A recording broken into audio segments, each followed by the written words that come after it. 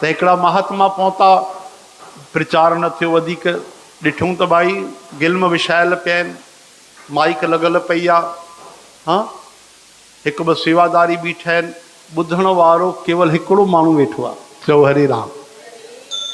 ऐं उनजो बि नालो वरी मंगलू राम, असां था चऊं नालो जेको बि हुजे।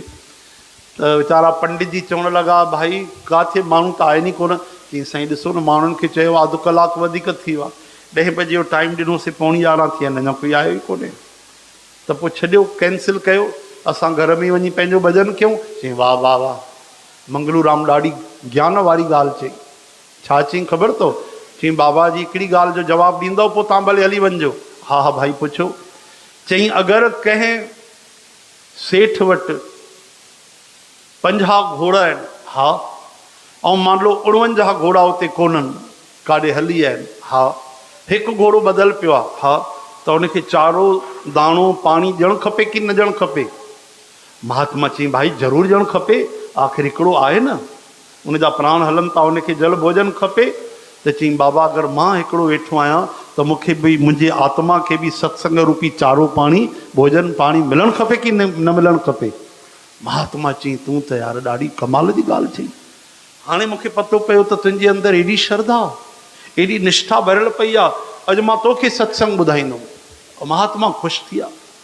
हाणे महाराज ईअं कथाऊं कयूं जीअं शुरू कयूं पहिरियों, त उहो चए वाह, मंगलू राम चए वाह वाह गुरु जी वाह वाह।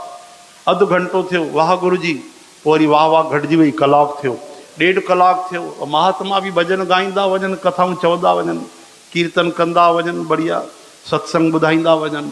1.5 कलाक थियो, 2 कलाक थिया, 3 कलाक थिया, 4 कलाक थिया। पहिरियों पियो चए वाह गुरु जी वाह, पोइ धीरे धीरे चए पियो वाह। महात्मा सम्झनि पिया वाह वाह ई थी हले। 4 कलाक थिया महाराज। पंडित जी चवण लॻा, क्यों मंगलू राम, आनंद आया, बढ़िया मज़ा आया, कीअं लॻो तोखे सत्संग? वीचारो हाणे त साणो थी पियो। पहिरियों त ईअं पियो लॻे अमृत थो मिले, ऐं 3-4 कलाक लॻा त ईअं पियो लॻे हाणे ॼण घोड़े ते कोड़ा पवंदा आहिनि। चए पियो गुरु जी हा, सत्संग त तव्हां ॾाढो ॿुधायो आहे, आनंद आयो, कीअं रहियो? चई छा ॿुधायांव, तव्हां बुरो न मञिजो। हा। चई हालत ख़राबु थी आहे। चई इहो छा आहे? अरे तो सत्संग ॿुधायो आहे मां। चई सत्संग त ॿुधायो तो, पर अति कई अथव। चई अति कीअं कई आहे? अरे तूं ई त असांजे अंदरि जज़्बो जगायो, तूं ई त मूंखे उत्साह ॾिनो, उमंग ॾिनी कि अगरि 50 घोड़ा कोन्हनि, हिकिड़ो घोड़ो आहे, त छा उनखे दाणो पाणी चारो मिलणु खपे कि न मिलणु खपे? तॾहिं त मां अॻिते वधियुमि।